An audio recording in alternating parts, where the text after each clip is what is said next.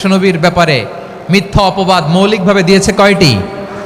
5টি। বলেছে তুমি মিথ্যাবাদী, বলেছে তুমি গণক, তুমি কবি, তুমি পাগল, তুমি জাদুকর। বিশ্বনবীকে যে এই 5টি অপবাদ দেয়া হলো, আল্লাহ তাআলা এটা সহ্য করেননি। এই 5টি অপবাদের বিপরীতে আল্লাহ তাআলা বিশ্বনবীর 5টি চমৎকার বৈশিষ্ট্য উল্লেখ করে সূরাতুল আহজাবের 2টি আয়াত নাজিল করেছেন। আওয়াজ করে পড়েন আল্লাহু আকবার।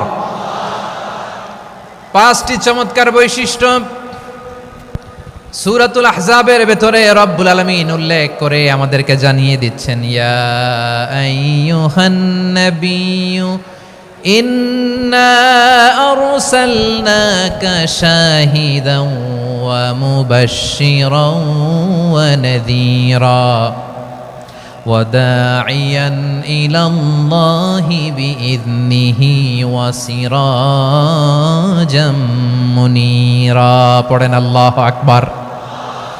রব্বুল আলামিন ডেকে বলেন, ও নবী, নিশ্চয় আমি আপনাকে সাক্ষ্যদাতা রূপে প্রেরণ করেছি, সুসংবাদদাতা রূপে প্রেরণ করেছি, সতর্ককারী রূপে প্রেরণ করেছি, আল্লাহর দিকে আহ্বানকারী রূপে প্রেরণ করেছি, আর আলো দানকারী চেরাগ রূপে, প্রদীপ রূপে প্রেরণ করেছি। পড়েন সুবহানাল্লাহ।